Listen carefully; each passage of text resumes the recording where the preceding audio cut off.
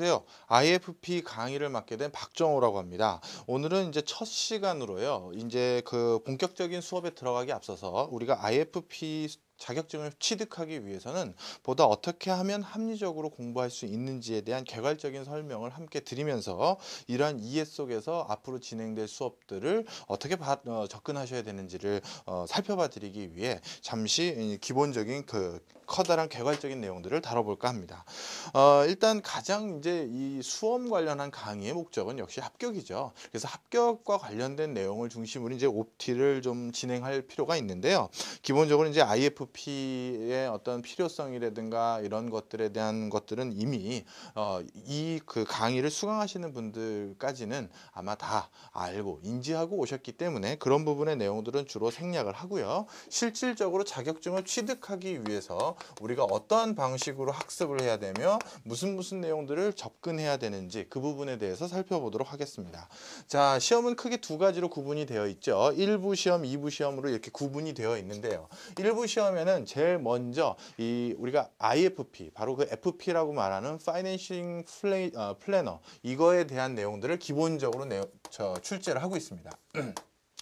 그래서 우리가 파이낸싱 플래너는 무엇이고 파이낸싱 플래닝을 한다는 것은 무엇인지에 대한 개괄적인 이해를 도모하는 내용들이 출제가 되죠.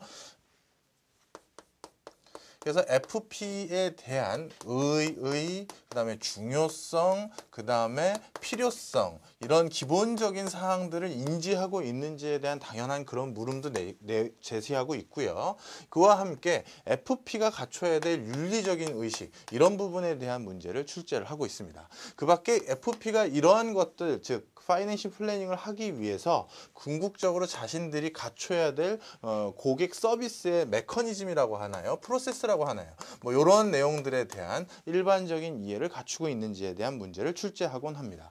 일부 시험에서 바로 이 파트에서 나오는 문제들은 주로 20%에서 30% 정도가 출제 비중을 차지하고 있다. 이렇게 보시면 되겠죠. 그 다음 두 번째는요. 세금 부분이에요. 역시 이거는 개인의 재산을 자산 관리를 해주는 분야이기 때문에 실질적으로 얼마의 소득을 더 가져다 드리느냐 이것도 중요하지만 같은 소득을 만들었다 하더라도 세금을 절감시켜 줄 수 있는 방법들을 같이 제시해 준다면 이것은 가장 합리적인 재무 컨설팅이 되겠죠. 따라서 세금과 관련된 부분들이 많이 출제가 됩니다. 이 부분 같은 경우는 세금에 대한 전반적인 이해가 부족하신 분들은 상당히 어려움을 토로하는 경우가 많습니다. 일반적으로 우리나라 세법은 전 세계에서 가장 복잡한 세법 중에 하나로 많이 알려져 있죠. 그래서 세법 학자들도 이런 소리를 많이 해요. 우리나라 세법을 제대로 전공한 사람이라면 전 세계 어느 세법도 이해할 수 있다 이런 정도로 말을 하는데요. 그렇지만 이 세법에 대한 전반적인 내용을 전부 다 숙지해야 되느냐? 그렇지는 않습니다. 기본적으로 우리가 알아야 될 용어들은 당연히 정리를 좀 할 필요가 있지만요. 우리가 FP라는 이 과정의 특성상 우리가 세금에서 반드시 살펴봐야 될 것들은 절세 관련한 내용들 그리고 우리가 세금을 줄이는 걸 절세라고 하죠. 그 밖에 여러 가지 소득 공제를 받는 것들 뭐 이런 것들에 대한 출제 비중이 굉장히 높습니다. 그리고요 가장 반드시 출제가 된다 이거는 이번엔 특별히 반드시 나온다 이런 내용들은 어떤 부분이냐면 우리가 금융 상품 관련해서나 아니면 개인의 소득 관련해서 법규가 바뀐 부분이 있어요.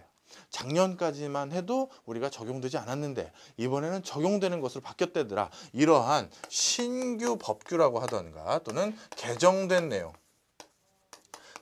내용에 대해서는 출제가 거의 된다 이렇게 보시면 될 것 같습니다. 그래서 제가 수업에서도요 세금 관련한 전반적인 사항 중에서 일반적인 용어와 절세와 공제 내용, 신규 개정 내용들 이런 것들에 대해서 기본적으로 살펴봐 드릴 것이고요. 이거와 함께 우리가 꼭 알아야 되는 것은 기본적으로 우리가 세금을 징수하기 위해서는 이 사람의 소득이 얼마니까 여기에 얼마의 세율을 곱해서 세금을 부과시켜야겠구나 그 계산하는 메커니즘이 있습니다.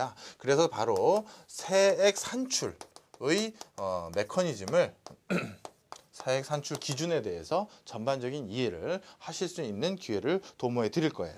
그 다음에 1부에서 마지막은 이제 본격적인 금융 상품에 해당되는 보험이라고 말할 수 있습니다. 여기서는 생명보험과 화재보험의 기본적인 성격, 그 다음에 각각이 가지고 있는 특성들, 그리고 어떠한 세부 상품이 놓여져 있는지, 그리고 보험 관련한 법규들은 어떤 내용들을 담고 있는지, 그런 것들에 대한 전반적인 이해 플러스요.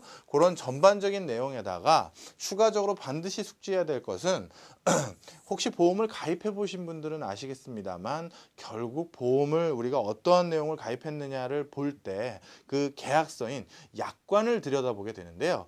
약관에 보시면 사실 보험 관련한 전문 지식이 없는 분들은 그것을 인지하거나 이해하기에는 상당히 어려운 보험 관련한 용어들로 약관이 작성되어 있는 경우가 많습니다. 따라서 IFP라는 것은 특히 고객들에게 그러한 보험 상품을 설명해주고 그것이 어떻게 고객에게 도움이 될 수 있는지를 제시해줘야 되는 거기 때문에 그런 약관에 대한 전반적인 내용도 짚어줄 수가 있어야겠죠. 따라서 이 부분에는 보험 관련 용어들이 굉장히 출제 빈도가 높다 이렇게 보시면 될 것 같아요. 물론 상품 관련한 내용들 하고요. 이런 것들로 구성이 된다라고 보시면 되고요. 바로 이 부분 우리가 세금 부분하고 보험 부분을 좀 구별해서 말씀을 드리면 세금 부분이 통상적으로 한 30에서 40% 정도 출제가 되고요. 나머지 40%에서 50에 가까운 비중으로 우리가 보험 관련한 내용이 출제되는 게 일부의 성격이다. 이렇게 보시면 될 것 같습니다.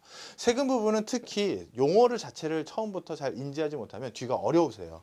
하지만 보험 같은 경우는 우리가 일반적으로 접한 분들이 많이 계시기 때문에 비교적 용이하다. 이렇게 보시면 될 것 같고요.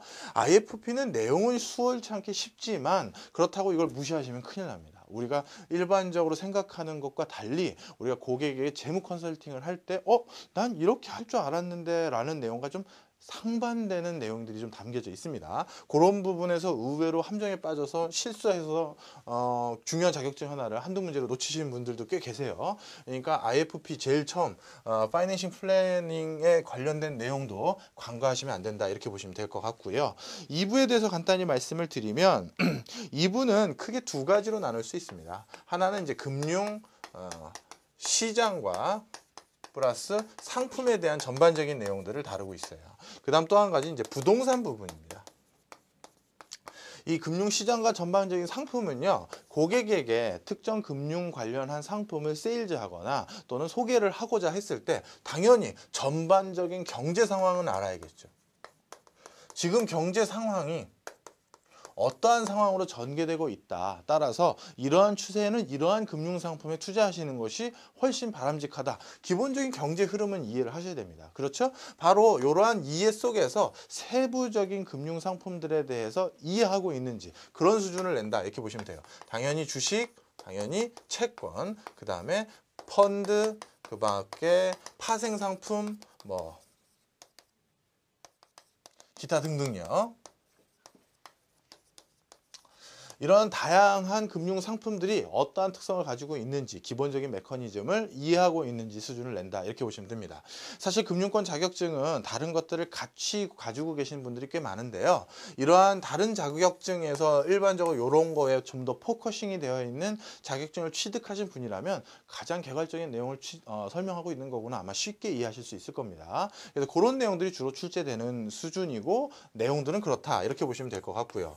부동산 같은 경우는 우리나라는 아주 특수하게 다른 선진국과 달리 개인의 자산의 비중에 있어서 부동산이 차지하는 비중이 과반수가 넘는 게 통상입니다.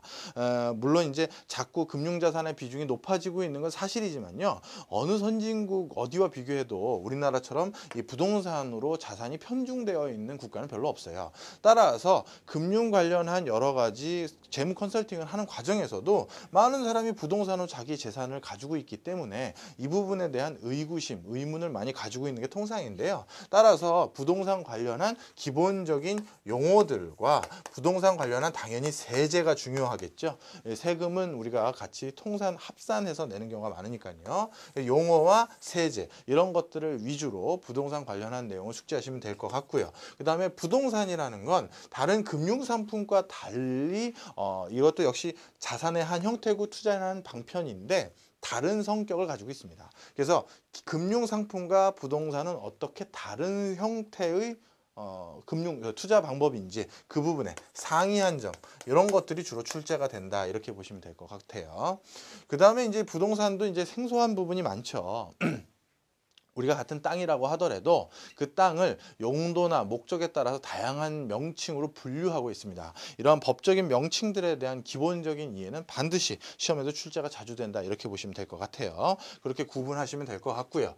2부에서는 그럼 출제 비중이 어떻게 되느냐? 부동산은 한 30% 출제가 되고 금융상품이 70% 내외로 플러스 마이너스 70% 내외로 출제가 되는 게 통상이다. 이렇게 구분하시면 될 것 같습니다.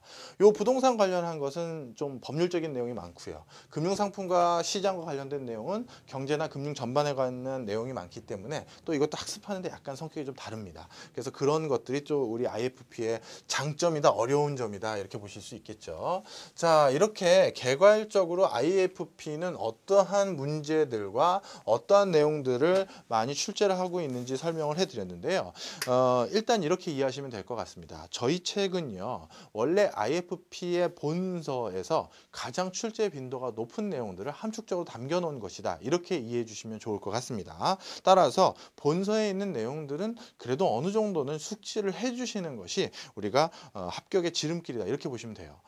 가끔 이런 오해를 하시는 분들이 많습니다. 기본서의 내용을 요약해 놓은 것을 다시 발췌 요약해서 학습하면 되겠지라고 생각하시는데 뭐 그래도 틀린 건 아니에요. 그렇게 해서 합격하신 분들도 제가 많이 뵀습니다만 좀 그래도 리스키하죠.